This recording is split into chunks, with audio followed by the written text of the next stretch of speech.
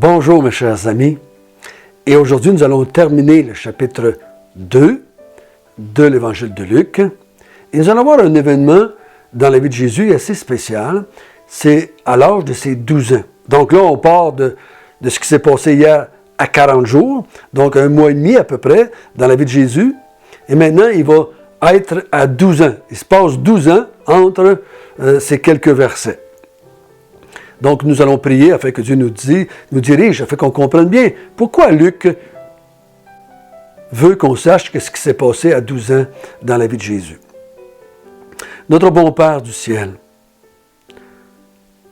cet enfant Jésus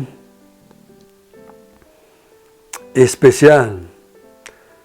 Pas de père humain, un Père divin. C'est le salut, c'est la lumière du monde.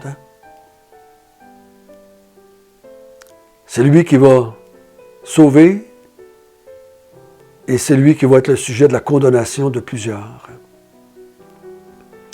Guide-nous à bien comprendre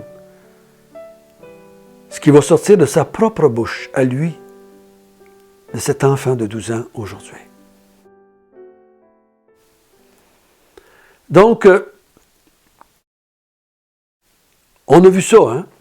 Né dans un étable à Bethléem, les anges viennent et disent « J'ai une bonne nouvelle, le Messie, le Sauveur, le Seigneur est né pour faire la paix entre Dieu et les hommes. »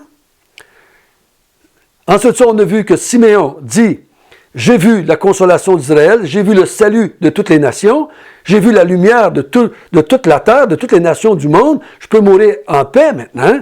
Dieu va nous sauver par cet enfant-là. » On a vu que Anne dit, c'est par lui, cet enfant-là, que la délivrance vient pour tous ceux qui veulent être délivrés de leur état spirituel, l'état de mort, l'état de séparation, l'état de rébellion contre Dieu.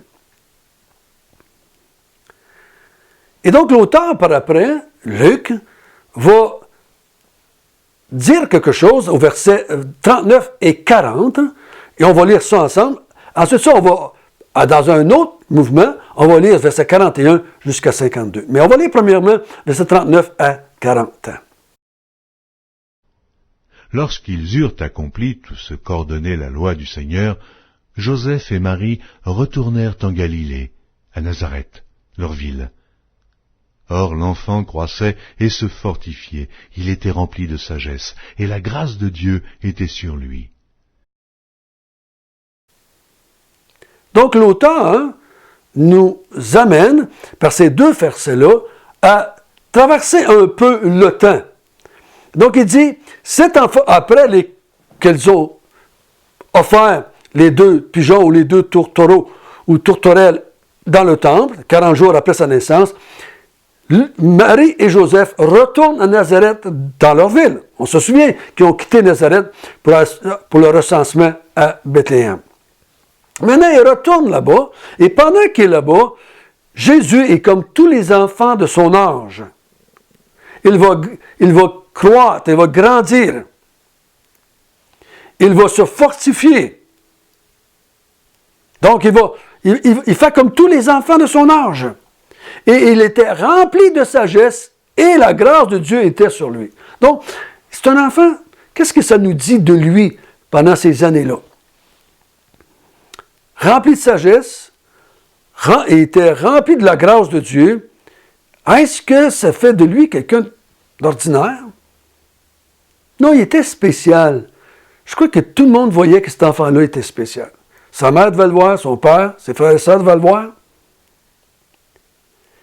Il grandissait en sagesse et en grâce devant Dieu et devant les hommes. Pourquoi est-ce que Luc prend le temps de nous dire ça?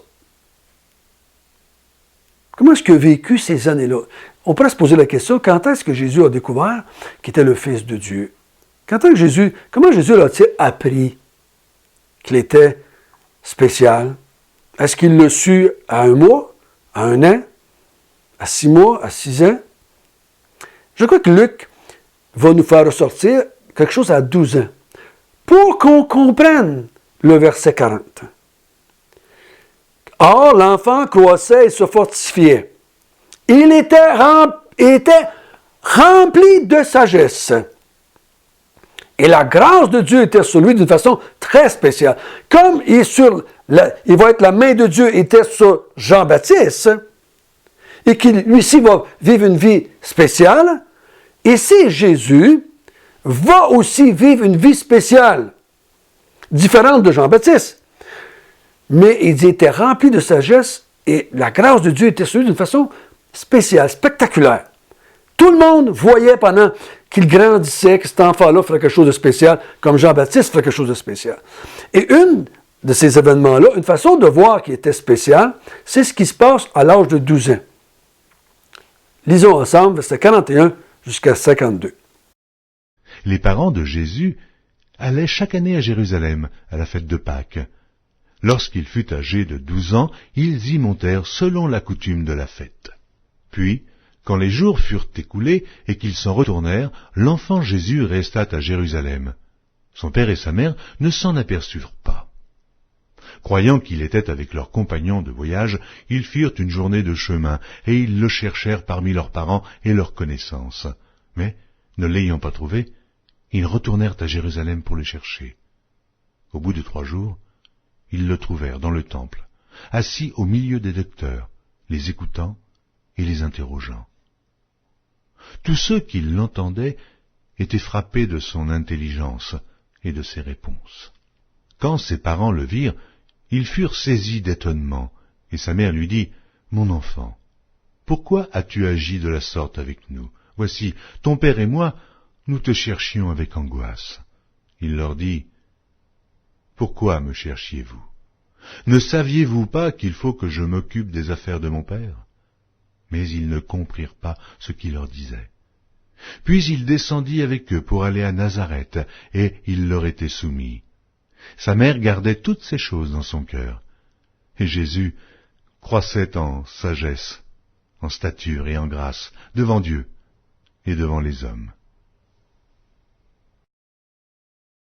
Donc, Jésus a eu une enfance pas comme les autres. Il était spécial.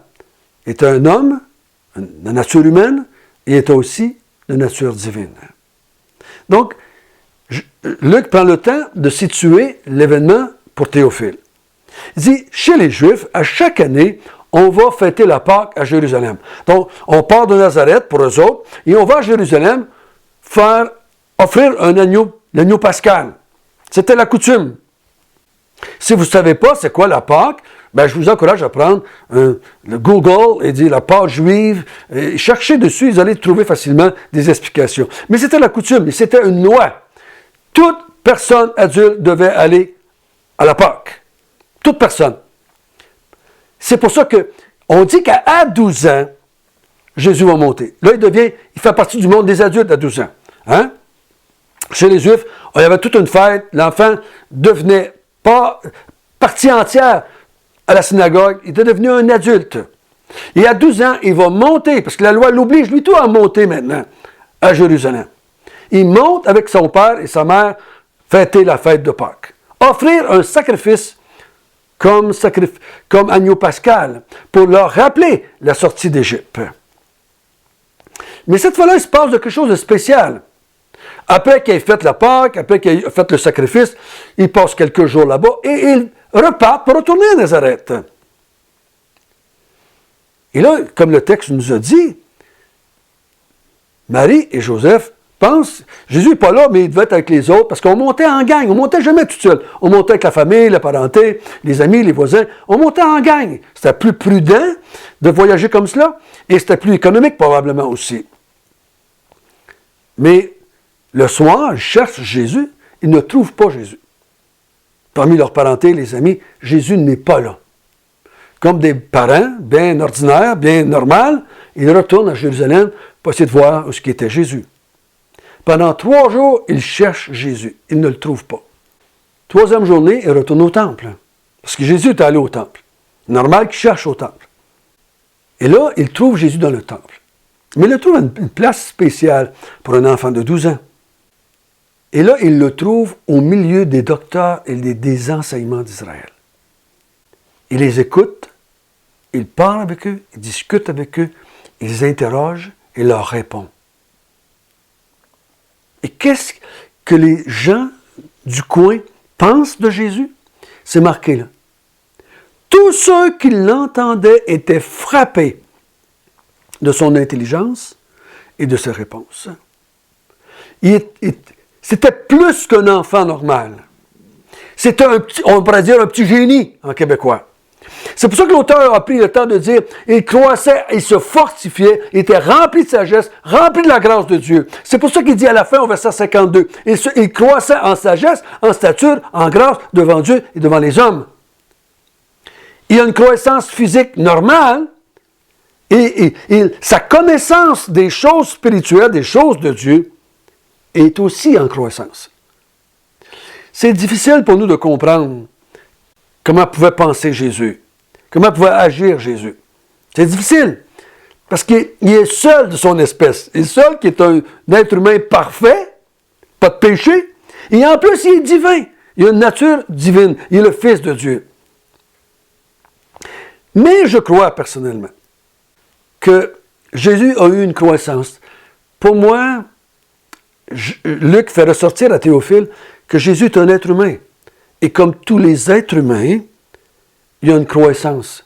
Jésus n'a pas tout compris, n'a pas tout su à l'âge de 3 ans ou à l'âge de 5 ans. Aussitôt qu'il a pris l'Ancien Testament ou la Bible une fois dans sa vie, on pourrait dire, il a tout compris d'un coup sec, bang! Il savait tout par cœur, tout. Il savait tout! Non, je crois que Luc veut faire ressortir, comme tout être humain, il a grandi physiquement, intellectuellement, en sagesse, en connaissance, en grâce devant Dieu et devant les hommes. Il y a eu une croissance normale. Les gens qui l'ont vu grandir pendant son 30 ans à Nazareth ont vu un homme grandir. Un homme croître en stature, en intelligence, en sagesse, en compréhension, en discernement, d'une façon beaucoup plus grande que la moyenne des gens. C'est ça que le texte fait ressortir ici. Tout le monde est impressionné de sa compréhension, de son intelligence, de ses questions, de ses réponses. Mais là, il va aller plus loin que ça. Il dit, c'est pas Marie, Joseph, après l'avoir trouvé, il dit, pourquoi tu as fait ça, Jésus? Moi et ton père, on était inquiets, là. On était inquiets. On t'a cherché depuis 3 jours. La réponse de Jésus fait bang. La réponse est extraordinaire. Il dit au verset 49, « Pourquoi me cherchez-vous? Ne savez-vous pas qu'il faut que je m'occupe des affaires de mon père? » Son père humain, il est là. Sa mère et son père sont là. C'est eux autres qui posent la question. Il dit, « Ne savez-vous pas que je dois m'occuper des affaires de mon père? » Marie et Joseph, il dit, c'est marqué qu'ils ne comprennent pas tout, là. Mais ils comprennent assez que Joseph n'est pas le père de Jésus. Que son père, c'est Dieu. Ils savent ça. Je sais que Joseph, c'est ça. Marie, c'est ça. Que cet enfant-là, son père, c'est un miracle de Dieu. C'est le Saint-Esprit qui est venu sur Marie et qui a fait que Marie est devenue enceinte. Et là, il est dans le temple. Il est en train de parler, non pas avec les publicains, non pas avec les soldats, non pas avec ceux qui ont des épées. Je m'occupe des affaires de mon père parce que je veux prendre la possession du royaume par l'épée. Non, il parle avec les gens qui enseignent la loi, qui enseignent l'ancienne alliance, les Écritures. Je m'occupe des affaires de mon père. Je dois comprendre ce qui se passe. Je dois comprendre ce qui est en train de se vivre là. Je dois interroger, apprendre, développer ma compréhension. Je m'occupe des affaires de mon père, qui est Dieu, parce qu'il est dans le temple. Il n'est pas dans le palais royal d'Hérode. Il est dans le temple, la maison de son père. Une maison de prière pour son père. Donc il dit, je m'occupe des affaires de mon père. Donc on sait qu'à 12 ans, il est conscient que Dieu, le créateur de l'univers, c'est son père. Au moins on sait ça. On ne sait pas tout ce qu'il comprend, comment il comprend. Mais l'auteur veut faire sortir à Théophile, je crois personnellement, qu'ici, cet enfant-là a grandi sous les yeux et le regard de tout le monde. Tout le monde l'a vu. Marie, Joseph, ses frères et sœurs, les professeurs à l'école, à la synagogue, tout le monde qui était avec lui savait qu'il était un homme qui était intelligent, qui était sage, qui était spécial, mais il n'y a personne qui voyait qu'il était Dieu. Même Marie et Joseph ne comprennent pas tout ce qu'il veut dire par là. Ils ne comprennent pas tout.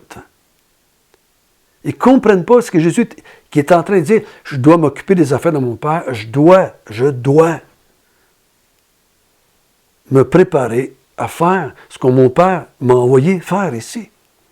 Je me prépare à être le salut du monde. Je me prépare à être la lumière du monde. Je me prépare à être le libérateur du monde. Je me prépare à vous délivrer de tous vos ennemis, à être votre consolation, votre délivrance.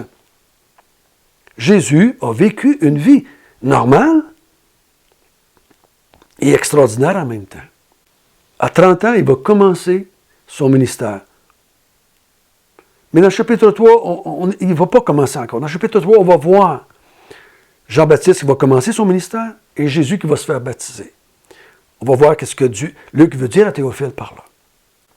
Mais jusqu'à date, qu'est-ce qu'on comprend? Jésus est le salut que Dieu devait envoyer à Israël. Il est le roi promis à David, le Messie promis au peuple d'Israël, dont les prophètes ont annoncé la venue. Il va délivrer, il va sauver, il va consoler, il va diriger, il va délivrer des hommes et des femmes qui se sont repentis ou qui vont se repentir, qui cherchent la consolation, qui cherchent la délivrance, qui veulent servir Dieu, qui veulent adorer Dieu, louer Dieu, ici et pour l'éternité. C'est ça qui se prépare à faire. On va voir la semaine prochaine, le chapitre 3, qui va continuer à nous préparer. Parce que je vous l'ai dit, ces 3 chapitres-là vont nous préparer à comprendre tout ce que Jésus va faire après, pendant 3 ans. Parce que si je ne comprends pas bien qui est ce Jésus-là, qu'est-ce qui est arrivé avant l'âge de 30 ans, je ne comprendrai pas bien ce qu'il va faire pendant les 3 ans. Je vais mal l'interpréter, même en tant que chrétien, je vais mal l'interpréter. Je vais mal comprendre et appliquer dans ma vie. Théophile doit bien comprendre ces 3 premiers chapitres-là pour comprendre ce que Jésus va faire dans les 3 ans qui viennent. Et nous autres aussi, c'est la même chose. On doit bien comprendre qui était Jésus et pourquoi il est envoyé si on veut comprendre ce qu'il va faire après, pendant les 3 ans. Notre bon Père du ciel, merci, merci que Jésus était un homme à 100%. Il a grandi en stature, physiquement, il a grandi en sagesse, en intelligence, il a grandi devant les hommes et devant Dieu.